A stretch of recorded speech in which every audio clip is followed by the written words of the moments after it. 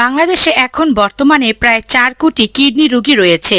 প্রায় 4 জনের মধ্যে একজন কিডনি রোগী পাওয়া যাচ্ছে। কিন্তু বড় সমস্যা হলো কি জানেন? এরা বুঝতেই পারে না যে তাদের কিডনিতে সমস্যা রয়েছে। কিডনিতে যে আপনার সমস্যা রয়েছে আপনি কোন কোন লক্ষণে বুঝবেন? আজকের এই গুরুত্বপূর্ণ ভিডিওটি এড়িয়ে যাবেন না। এড়িয়ে গেলে আপনার গুরুত্বপূর্ণ কিছু তথ্য মিস হয়ে যাবে, যা জানলে হয়তো পরবর্তী জীবনে আপনার অনেক কাজে লাগবে। সম্পূর্ণ ভিডিওটি দেখতে থাকুন।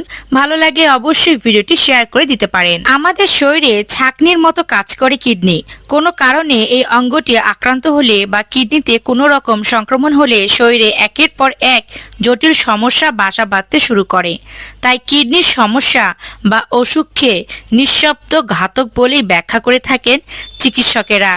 কিডনিতে কোনো সমস্যা হলে তা ধরা পড়তে অনেকটা সময় লেগে যায়, কিন্তু তার আগেই শারীরিক কিছু লক্ষণ দেখেই বুঝতে পারবেন আপনি কিডনির সমস্যায় আক্রান্ত হয়েছেন কিনা। ৮০% মানুষের কিডনির কার্যক্ষমতা কমে যায় ডায়াবেটিস, উচ্চ রক্তচাপ ও নেফ্রাইটিস এই 3টি রোগের কারণে। যদি ডায়াবেটিস নিয়ন্ত্রণে না থাকে আর যদি দীর্ঘদিন ধরে উচ্চ রক্তচাপ অনিয়ন্ত্রিত থাকে, তার চিকিৎসা করা না হলে কিডনি নষ্ট হয়ে যেতে পারে। কিডনি রোগকে 2 ভাগে ভাগ করা হয়, একটি অ্যাকিউট কিডনি ইনজুরি, অন্যটি ক্রনিক কিডনি ডিজিজ। হঠাৎ করে আক্রান্ত হলে তাকে অ্যাকিউট বলা হয়। অন্যদিকে দীর্ঘদিন ধরে কিডনির কার্যকারিতা আস্তে আস্তে নষ্ট হয়ে গেলে তাকে ক্রনিক কিডনি ডিজিজ বলা হয়। একজন সাধারণ মানুষও যদি খুব ভালোভাবে খেয়াল করেন, তবুও তিনি বুঝতে পারবেন যে তার কিডনিতে কোনো সমস্যা রয়েছে কিনা। চলুন জানি সেই লক্ষণগুলো, যে লক্ষণগুলো দেখলেই আপনি নিজেই শনাক্ত করতে পারবেন যে আপনার কিডনিতে সমস্যা হয়েছে। সবসময় ক্লান্তি, কোনো নির্দিষ্ট কারণ ছাড়াই সবসময় ক্লান্তি, দুর্বল অনুভব করা, ওজন কমে যাওয়া, এরকম যদি নিয়মিত হতে থাকে। কিডনি ঠিকমতো কাজ না করলে রক্ত স্বল্পতা দেখা দেয়, সে কারণে এই ক্লান্তি ভাব হয়। ফোলা ভাব, বিশেষ করে চোখের নিচে, পায়ের গোড়ালি ও হাতে ফোলা ভাব। একটু বেশি ঘুমালে বা অ্যালার্জির কারণে ফুলে যাওয়ার সাথে কিডনির অসুখে ফোলার পার্থক্য হচ্ছে এর স্থায়িত্ব।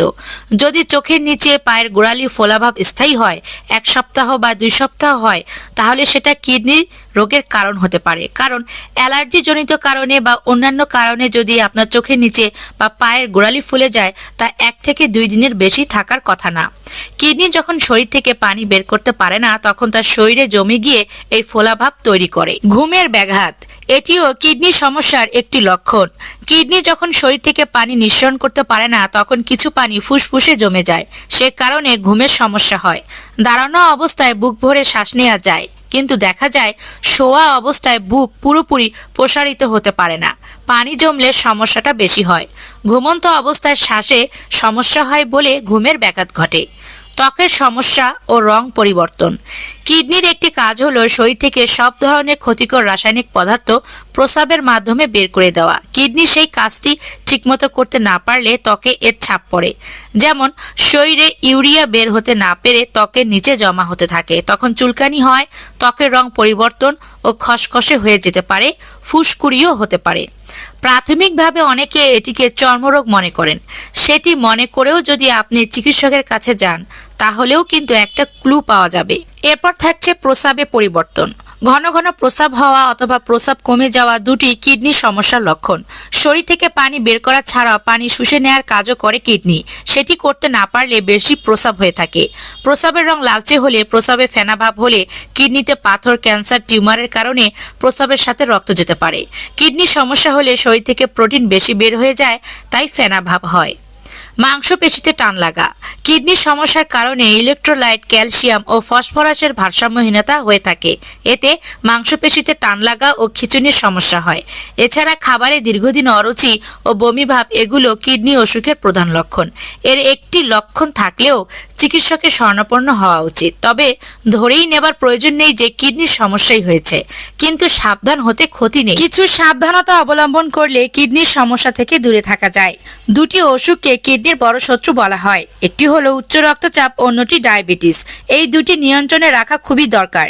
বেশি দিন ধরে ইউরিন ইনফেকশন, কিডনিতে পাথর ও প্রোস্টেটের সমস্যা কিডনির ক্ষতি করে, তাই এই অসুখগুলো পুষে রাখবেন না। ব্যথানাশক ওষুধকে বলা হয় কিডনির জন্য বিষ।